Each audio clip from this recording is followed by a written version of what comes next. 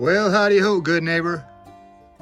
Today, the homeless are coming to Texas. That's right, Austin, Texas, one of the most liberal cities in Texas. The homeless are moving to you. It's sad to say, in this day and age, that we need to do more for the homeless. But the homeless industrial complex has got their teeth sunk into Austin, Texas.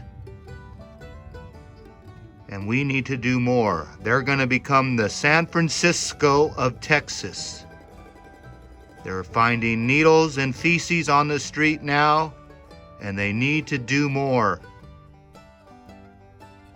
Watch these next two videos and tell me what is going on in these liberal cities: Seattle, Portland, San Francisco, Los Angeles, and now Austin, the last frontier of the homeless gold rush. What would Jesus do? Complaints tied to Austin's homeless population are growing. 2.5 weeks after new city rules were approved to decriminalize homelessness, some business owners say they're seeing even more problems. KXAN's Alex Capriello reports on the struggle to find a solution everyone can agree on.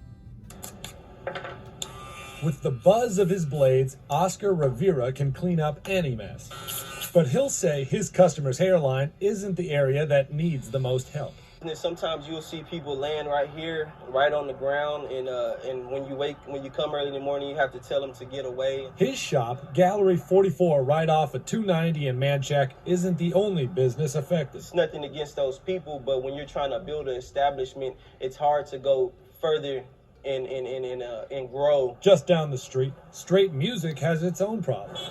VP Clint Straight has added locks to the bathrooms and dumpsters and told me he regularly finds needles in the parking lot. I'm glad businesses and citizens are dealing with this issue. It's probably something we should have been dealing with years ago. Community leaders say this is an issue of accountability, and the people of Austin need to be willing to give out more resources if they want to see change. It's hard to hold homeless people accountable for not throwing away their trash when they don't have receptacles to put them in. It's tough to hold people accountable when they're allowed to camp for using the bathroom in public places when they don't have a place to use the bathroom. The bottom line, this is a complex issue which requires thoughtful solutions. And it's up to stakeholders, just like those businesses near the homeless camps, to provide their input. One of the things that we can all do is work together to come to some sort of comprehensive solution. Alex Capriello, KXAN News. Next month, Austin City Manager Spencer Cronk will make recommendations on how to better tweak the new rules. It's expected to include reasonable limitations on camping and potential changes to the sit and lie ordinance. We wanted to get a sense of how big of a problem this is for people in Austin. Here's a look at the numbers from 311. Calls for service requests with the keyword homeless or transient show more than 2,700 calls so far this year. That's almost more than all of the calls from last year. But it's also important to note that the rate of homeless people is increasing in Austin. On the right, you'll see the point in time count from Echo. While the number of people living on the streets or in shelters has increased, that rate has been much more gradual compared to the number of complaints. Officers say these places are hotspots for crime and they take up city resources. Homeless camps littered with couches, mattresses, candles, all kinds of trash. A lot of you on social media are talking about this video showing homeless camps in East Austin. One of them is even set up inside a tunnel. That video also got us talking here in the newsroom. We've done stories about homelessness before. It's clear that it's alive and well in Austin, but today we're giving you an inside look to just how developed this problem has become. I'm Mike McQueen, and you know what? That video doesn't do it justice. Stepping into the camp myself, it was eye-opening and even more clear that something needs to be done. The question is, what? We talk to people who deal with this on a daily basis, up close and personal. You're about to go with us inside 2 homeless camps where we learn there's no simple solution. It's almost like a little hotel down here. So we call it the hotel on the riverside. It's the unseen city. It's not an East Riverside problem. It's not an East Austin problem. It's a citywide problem. It's normally people don't see it. You know, people go to work, go to school, they do take care of business, and they're not the ones under the bridges to see what's going on, you know, in almost like in a different world. For Lieutenant Frank Rodriguez, it takes a lot of policeman hours dealing just with this. He sees this world all the time. All the time. And one thing he wants to make clear, how is it that you ended up over here? They're not just pushing people out.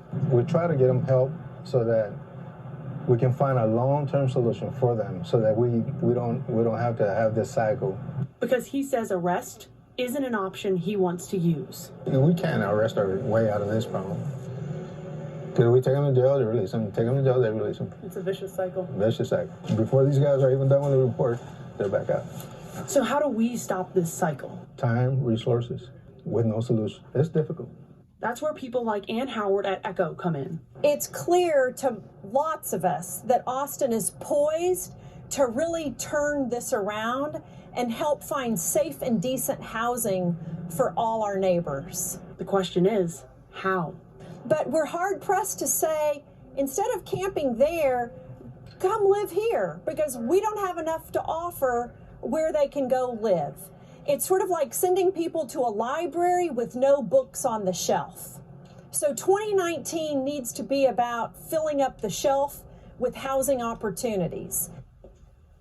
And she says some of those options could be a new small shelter that has housing, or developing apartments that are dedicated to people experiencing homelessness.